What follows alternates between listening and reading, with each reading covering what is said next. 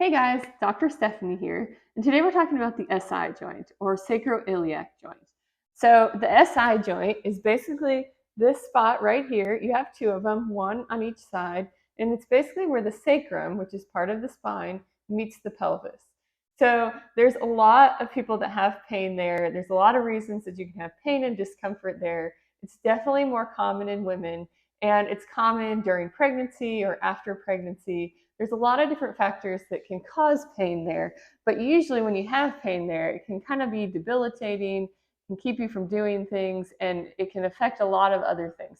Basically because it's the center of the body, and so that pain there can be affected by how your hips move, how your knees move, how strong you are in your core, how strong you are in your hips and quads and everything. So treatment usually involves trying to build strength around those joints, kind of stabilize those joints. Their research has shown there's not a lot of movement at those joints. Sometimes during an examination, you may be told that it moves or that it's moved up or down or forward or backward. There's really not a lot of research to show that it moves a lot or that any of those examinations are reliable. But if you do have pain or discomfort in that area, building strength around that, working on mobility, kind of working on the whole body will help kind of get rid of that pain and discomfort in that area.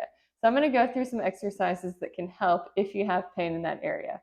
So we're going to go and lie on our side first. And so this one is especially important if you have really just started having pain in that area, or it's really sharp, maybe it's getting better, but one day you wake up and you have really sharp pain in that area, or you've just had it for a while and it hasn't gone away. So this is kind of a pain relief technique. Basically lie on your side and straighten the bottom leg, and this, whatever side you're having pain on, should be the top side. So you're just going to start with your knee on the floor here, and then slowly bring your leg back and tap your foot on the ground behind you. And then bring your knee forward, and then bring your toe back. Just slowly back and forth. And this just kind of introduces some movement into that joint. It gets your hip moving as well. And as you get it moving and kind of get some blood flowing, get those muscles moving, the pain should subside a little bit.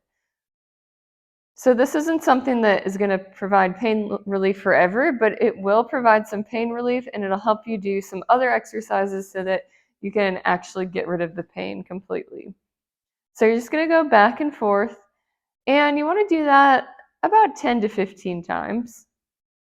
Now, if the pain starts increasing, you can definitely stop, but this should kind of help relieve some of that pain. So 10 or 15 times here. And then once you do that, we're going to start doing some exercises that will help strengthen, kind of build some stability at the joint and reduce pain. So you're going to grab a ball. And if you don't have a ball, you can use a small pillow or a rolled up towel, place it between your knees, and just squeeze the ball. You're just going to squeeze and hold for 5 seconds, and then relax, and then squeeze again. You're going to do that 10 times. You're just going to squeeze, hold about 5 seconds, relax. Do that 10 times. And then once you get to 10, you're going to squeeze and then lift your hips up off the ground. And then come back down slowly. You're going to squeeze the ball, lift up, and back down. If you want to include your breathing, you can squeeze, exhale as you lift, and inhale as you come back down. Squeeze, exhale, and lift, and come back down. And you want to do about 15 to 20 of those. And then we're going to switch out the ball for a little loop band here. Bring this around your knees, or right above your knees. And now you're going to lie on your back and pull your knees apart. Hold for 5 seconds, and then bring them back together. Pull them apart, hold for 5 seconds, bring them back together. Repeat that 10 times. You can exhale as you pull apart, inhale as you come back together. So 10 times here. Then you're going to slightly pull apart, so you don't have to pull apart as far as before, and lift your hips up and come back down.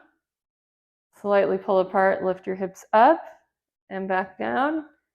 And when you slightly pull apart and lift, exhale, and then inhale and relax. You want to do that 10 or 15 times.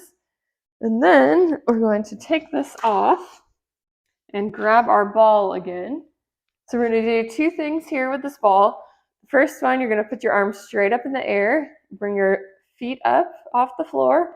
You want to keep your back flat on the ground, so you don't want to arch at all. You want to keep it flat. You're going to squeeze the ball and lower one heel to the ground and come back up, relax, squeeze, lower the other heel. And as you squeeze and lower, exhale and inhale, exhale and inhale, making sure to keep that back flat on the ground. Exhale and inhale, exhale and inhale. You want to do 10 or 15 on each side. And then we're going to move to what I call the crossbody dead bug. So feet up again. You're going to place the ball on one knee and hold the ball there with the opposite hand. Bring the other hand straight up in the air. You're going to push against the ball with your knee, keeping this leg and this arm here. Slowly lower arm and leg to the ground. Come back up. Arm and leg to the ground. Come back up.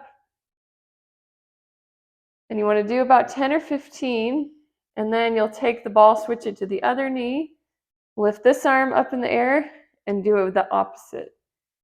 As you do this, you can exhale on the way down, inhale on the way up. Make sure you keep your back flat.